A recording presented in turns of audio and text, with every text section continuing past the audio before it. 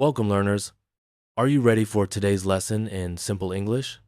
Today, we begin the story of a powerful woman, a queen who was smart, brave, and full of dreams. Her name was Cleopatra, but her life was not a fairy tale. It was full of danger, fear, and a fight for survival. Cleopatra was born into a royal family in Egypt. Her family had power, but also many problems. Brothers fought brothers, sisters were sent away, people in the palace whispered lies. Everyone wanted the throne. From the time she was a child, Cleopatra saw the truth: power is never safe. You must fight to keep it, even from your own family. When her father died, Cleopatra was only 18 years old. Still, she became queen of Egypt. But she could not rule alone. She had to share the throne with her younger brother. He was just 10. And he was not kind. He listened to bad advisors. They told him, "Don't trust Cleopatra. She wants too much." But Cleopatra was not just any girl. She could speak many languages. She studied science, math, and law. She read books in Greek and Egyptian. She wanted to be a good queen. She wanted to help her people. But soon, her brother's men pushed her out of the palace. They took her crown. They told her to go. She lost everything. Alone and afraid, she did not cry. She did not give up. She had a plan. She said, "I will return. I will take back my throne." She watched, she waited, and she listened for news. And one day, she heard that a great Roman leader was coming to Egypt. His name was Julius Caesar. She knew this was her chance. But how could a queen with no power meet the most powerful man in the world? She smiled and said, "I know what to do." And with that, the game of queens and empires began. Let's continue our story of Cleopatra, the queen who refused to give up. Her life was full of danger, power, and choices that changed history. She had lost her crown. Her own brother had taken it from her. He listened to greedy men who only wanted control. They told him, "Cleopatra is not your friend. She wants all the power. She must go." And so, they forced her to leave the palace. Guards closed the doors. Her name was removed. She was no longer queen. She lost everything. But Cleopatra did not cry in front of them. She walked away with her head high. Inside, she felt anger and pain, but also hope. She said to herself, "They do not know who I am. I will return. I will not be forgotten." Outside the palace, Cleopatra had very little. She had no army, no gold, no strong friends, but she still had her mind. She listened to the people. Many still loved her. She stayed near the palace, always watching, always waiting. She learned news from traders, from farmers, from servants. One day, a fisherman told her something important. A Roman general was coming. His name was Julius Caesar. He was not just any soldier. He was one of the most powerful men in the world. He was coming to Egypt to speak with her brother. Cleopatra saw her chance. She smiled and said, "It is time. I must meet this man." But how? Her brother's guards would never let her inside. If they saw her, they might arrest her. She needed a plan.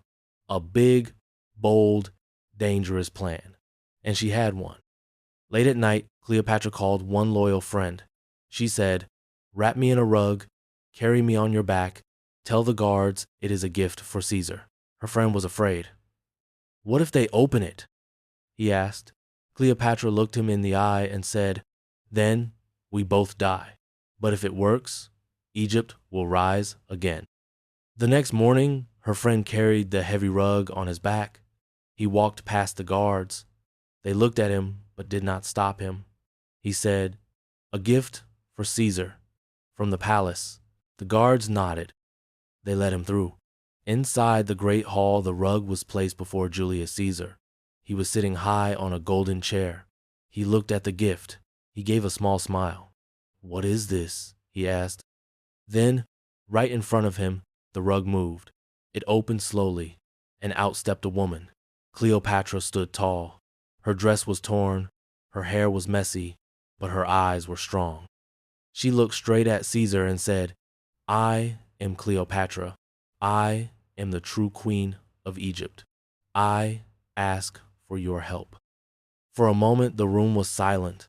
The Roman guards held their breath. Caesar did not speak. Then, slowly, he stood up. He looked at her. He saw the fire in her eyes.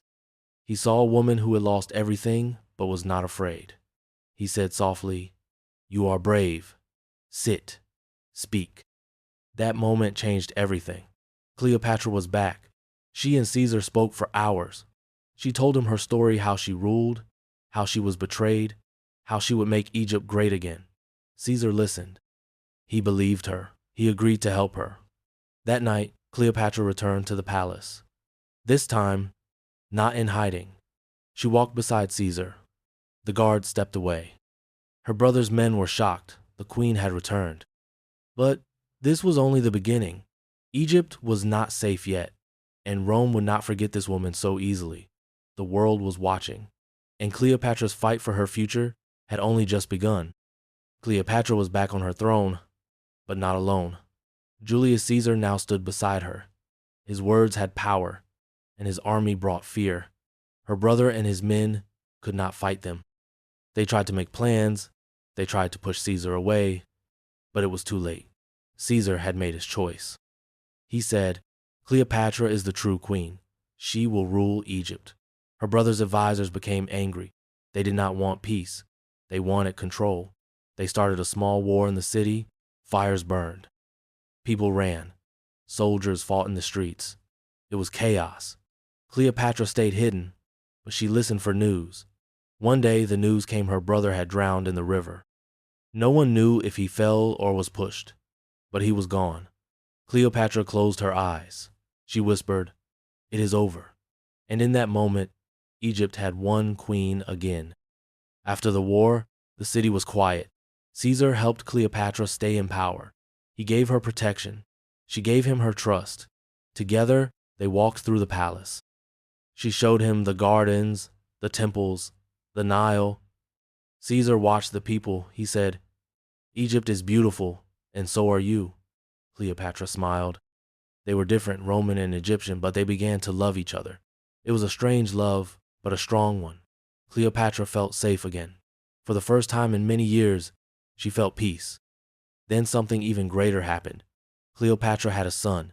She named him Caesarion, Little Caesar. She was proud. She looked at the baby and whispered, "One day, you will be king." She believed her son could rule both Egypt and Rome. It was her dream. She told Caesar, "Our son will be great. He will lead the world." But Caesar did not speak of the future. He had many enemies in Rome. Not everyone was happy with his love for Cleopatra. Some Romans said, "She is dangerous. She is not one of us." Others feared her power. They whispered lies. They watched Caesar, and they made a plan. One day, Caesar had to return to Rome. Cleopatra stayed in Egypt with her baby. She said goodbye to Caesar. She kissed him and said, "Come back soon." He promised, but months passed. Then, one morning, a messenger came. His clothes were torn. His face was white. He said just one sentence, "Caesar is dead." The words hit her like fire. Cleopatra sat still. Her hands shook. She could not believe it. He died? How? Why? The messenger said, "Men from the Senate, they killed him. In public. With knives." Cleopatra turned her face to the wall. She whispered, "I trusted them, and they took him from me." Her heart was broken. Her dream was broken. Caesarion was still a baby.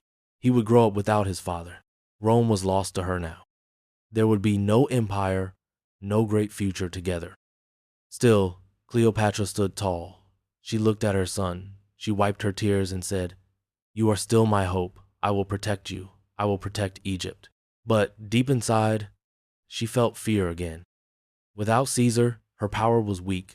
Rome would not protect her now. Rome would watch her. Rome would decide her future. And the world was changing fast. Cleopatra would need more than love. She would need another great ally, or everything she had would fall apart again.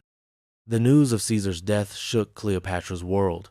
He had promised her a future, and now he was gone. She sat alone in her palace, looking at her son, Caesarion. She held him close and whispered, "Your father is dead, They took him, but they will not take you." In that moment, her heart broke. She had lost more than a lover. She had lost her greatest protection, her dream of joining Rome and Egypt through their child. She felt fear, deep and cold. Without Caesar, she knew the Roman leaders would not be kind. They did not love Egypt. They did not love her. Some of them had always hated her. She was a queen, a foreigner, a woman with power, and they did not forget that. She was alone again. Cleopatra did not show her pain in public. She walked through the palace like a queen. She smiled at the people. She fed the poor. She built temples to honor Caesar. But inside, she was full of worry. Rome had new leaders now. She did not trust them. Egypt stood in the middle of the storm. One wrong move, and everything could fall. Still, Cleopatra waited. She listened for news. She asked her spies to watch the Romans. She was looking for someone strong, someone she could trust again. That man came sooner than she thought. His name was Mark Antony. Antony was one of Caesar's top generals. He was bold, proud, and loved by his soldiers. After Caesar's death, he became one of the rulers of Rome. He had power, he had respect, but he also had enemies. One day, Cleopatra got a letter. It was from Antony. He wanted to meet her. He needed help. She smiled and said, "He wants to see me? Then let him wait." She dressed in her best clothes. She filled her ship with gold, flowers, music, and perfume. When she arrived in the Roman camp, the air smelled sweet, the music played loud, and all eyes turned to her. She looked like a goddess. Antony stood frozen. He had never seen anyone like her. He whispered, "She is not a queen. She is a miracle." From that moment, Antony and Cleopatra were close. They talked, laughed, and drank wine together. They told each other stories. He told her about war. She told him about the stars. They fell in love fast. He stayed in Egypt longer than planned. He forgot about Rome for a while. Cleopatra showed him her world, the temples, the pyramids, the great Nile River. They dressed like gods. They threw parties every night. They gave money to the poor. People loved them. They were strong together. And for a short time, Cleopatra felt safe again. She looked at Antony and thought, maybe this is my second chance. Maybe together we can rule the world. She had a new dream now. With Caesarion and Antony by her side, maybe Rome and Egypt could finally become one. Maybe there could be peace. She had hope again. But deep down, she also knew something was wrong. Antony was not like Caesar. He was loud, he was easy to anger, and he had enemies in Rome who hated her. Still, she smiled. Still, she chose to love him, even when she knew the risk. Even when the shadows of war were growing, because once again, Cleopatra believed in love, and once again, the world would test her. In Egypt, life became rich and full again. Cleopatra and Mark Antony lived in a world of gold, music, and celebration.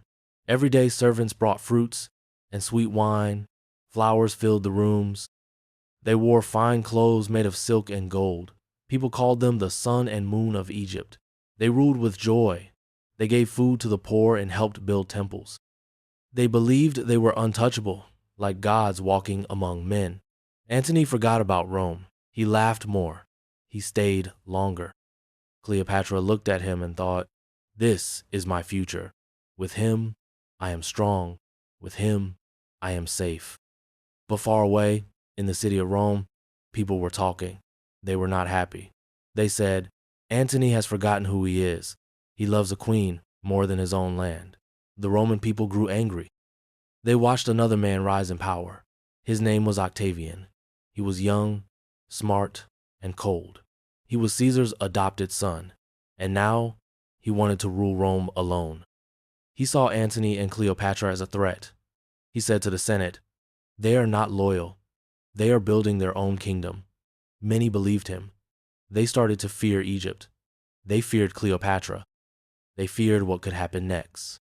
In Alexandria, Cleopatra knew something was changing. She saw the letters. She read the news. Rome was turning against them. She spoke with Antony. She said, we must prepare. The Romans are angry. Octavian wants war. Antony answered, let them come. We will fight. We will win. He was proud, too proud. He began building ships. Cleopatra gave him money, men, and wood. They worked day and night. They built a navy of hundreds of ships. They trained soldiers. They filled their boats with arrows and fire. They believed they were ready. They believed they were strong. But in truth, fear had already entered their hearts. Octavian sent his army. His ships came across the sea, fast and full of soldiers. The two great navies met at a place called Actium. It was a warm, windy morning. The sea moved slowly, like it was waiting. Cleopatra stood on her ship, her eyes on the horizon.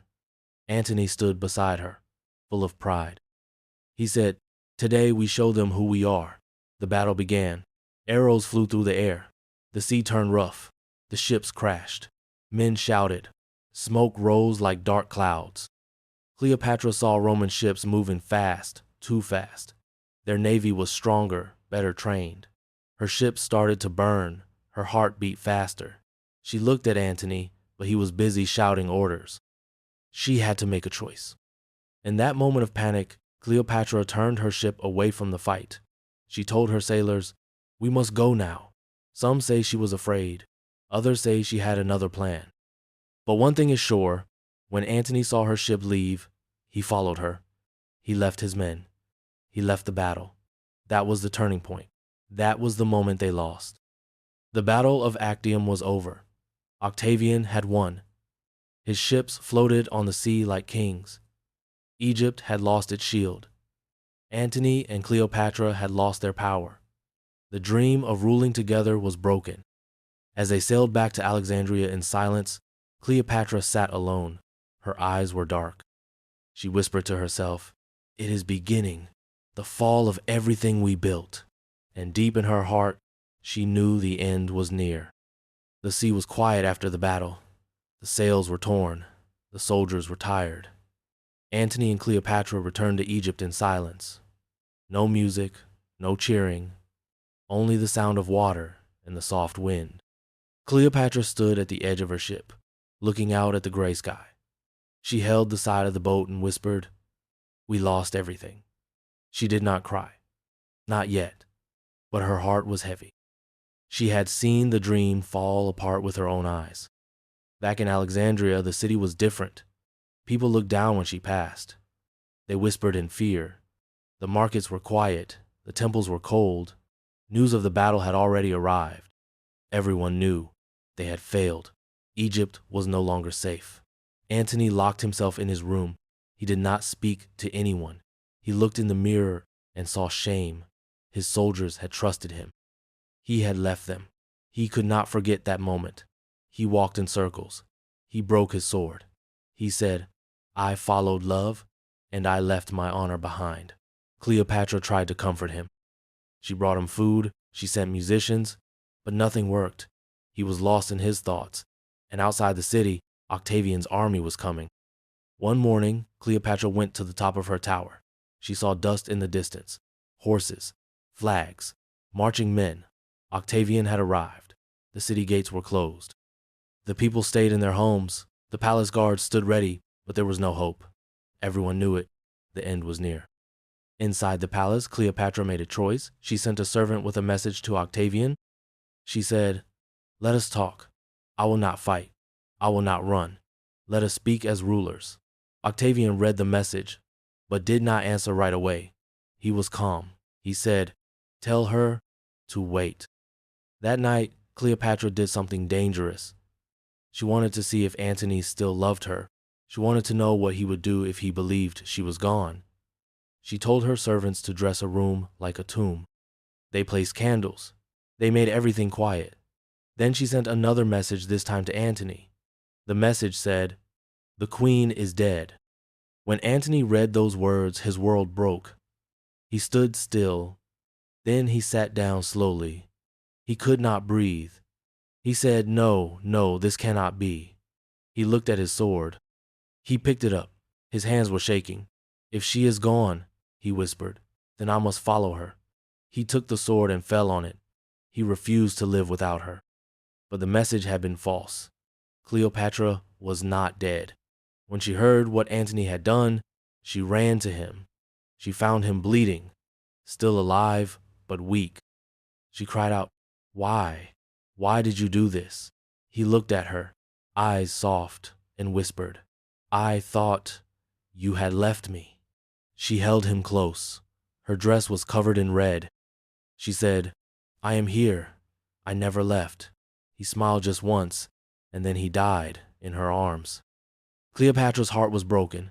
She had lost everything now: her crown, her army, her city, and the man she loved. The palace was silent. Alexandria was surrounded. And outside her door, Octavian was waiting. The next morning, the sun rose over Alexandria, but the city felt cold. The streets were quiet. The air was heavy. People stayed inside. They knew what had happened. Mark Antony was dead, and Octavian was now the master of Egypt. His army stood at the gates. His messengers came into the palace. They brought orders, not questions. They said, "Do not run. Do not fight. The Roman leader wishes to speak with Cleopatra." Cleopatra stood in her room, wearing a simple white dress. Her hair was loose. Her eyes were tired. She looked out the window at her people. She whispered, "I was once the queen of the Nile. Now I am a prisoner in my own home." But still she stood tall. She called for her servants. She said, "Open the doors. I will meet Octavian." When Octavian entered the palace, he walked slowly. His steps made no sound. He looked at the gold walls, the quiet halls, the rooms where Antony once laughed. Then he saw Cleopatra. She stood alone, proud, even in pain. He said nothing at first. Then he spoke. "The war is over. Rome has won. You are no longer queen." Cleopatra looked into his eyes and answered, "I am still a mother. I am still a woman, and I will not be shamed." Octavian did not smile. He simply said, "You will come to Rome. You will walk behind me in chains. The people will see you, and they will cheer."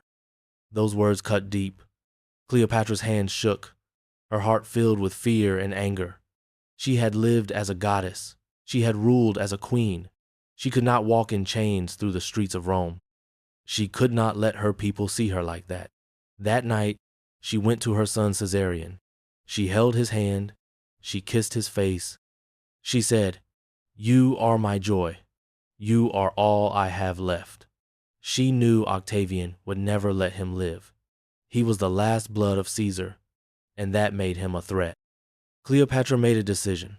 She would not be taken. She would not be put on display. She would choose her own end. She asked her most trusted servant to bring her something small and deadly. Some say it was a snake hidden in a basket of figs. Others say it was poison hidden in a golden comb. We do not know the truth, but we know what happened next. She dressed in her royal clothes, the same robe she wore when she first met Caesar. She wore her crown, small but shining. She lit candles around her. She sat on her throne one last time. Then she lay down on her bed, quiet and calm. Her servants stood near, but said nothing. Cleopatra took the poison in her hand. She whispered, "I have lived as a queen. I will not die as a slave." Then, slowly, she closed her eyes. When Octavian came, it was too late. The guards pushed open the doors. The room was still. Cleopatra's body was cold. Her crown had fallen to the floor.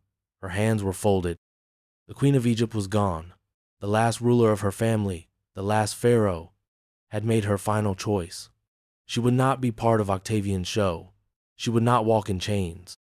She had left the world on her own terms. When the people of Alexandria heard the news, they cried in silence. The queen they had followed since she was young was gone.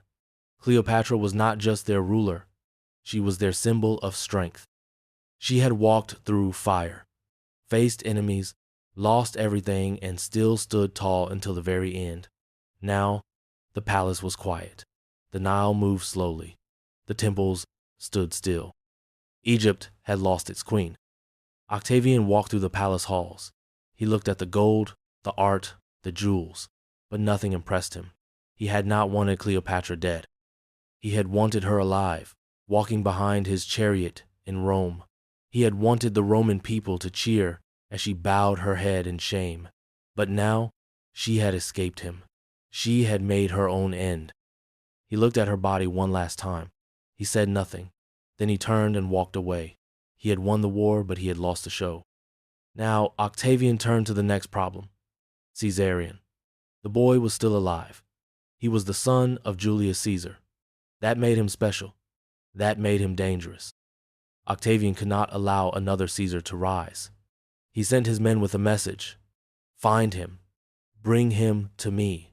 But it was too late. The servants had hidden Caesarion. Some say he was sent far south. Others say he was caught before he could leave. But one thing is clear. He never ruled Egypt. The child of Cleopatra and Caesar, the last hope of two great empires, was gone. With his death, the royal bloodline of the pharaohs ended forever. Octavian stood on the palace balcony. He looked over the city. His soldiers guarded every gate. Roman flags flew over the temples. Egypt was no longer free. It was now a Roman province. The Nile, the pyramids, the people, all under Roman control. The age of the pharaohs was over. The last queen was dead. A new world had begun. Still, people whispered her name. In markets, in homes, in songs. They told stories of Cleopatra, the girl who became queen, the woman who fought for her throne, the mother who dreamed of peace. Some called her proud. Some called her dangerous. But many remembered her as brave, as a woman who lived with fire in her heart, as a queen who refused to kneel. They did not forget her. They could not. Years later, artists painted her face. Writers told her story. Children heard her name and asked, was she real? And the answer was always yes. Yes, she was real. She ruled Egypt. She loved deeply. She lost everything, but she made her own choice. And in doing so, she became more than a queen. She became a legend. Long after Cleopatra's death, her story lived on. People across lands spoke her name. In Egypt, old women told her story to children sitting by the fire. In Rome, writers wrote her name in books. Painters painted her face with gold and light. Some called her a hero, others called her a danger, but no one could forget her. She was the queen who loved, who ruled, and who fell with pride. Cleopatra was not just a queen with jewels and gold. She was a woman who fought for her home, for her family, for her dream. She spoke many languages. She studied books and science. She listened to her people. She gave food to the hungry. She built temples for the gods.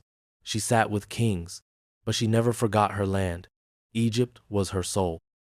And even when the world turned against her, she refused to give up. She lost her crown once and came back. She lost her love once and found it again. She walked into battles, faced great armies, stood before the strongest men of her time, and never looked away. Even when her world was falling, she stood tall. Even when she was broken inside, she smiled. She wore her crown, not just on her head, but in her heart. In the end, Cleopatra did not lose. Yes, her city fell. Yes, her enemies took power. But her spirit was never taken. She made her own choice. She wrote her own ending. And because of that, we still speak her name. Not as a victim, but as a voice. A voice that says, even when the world tries to break you, you can still choose how you rise and how you fall. And so, her story teaches us something simple but powerful. Power is not only about armies or gold. Real power lives in the heart, in courage, in love, in the will to keep going even when everything is lost. Cleopatra had that power. That is why her story still lives after all these years.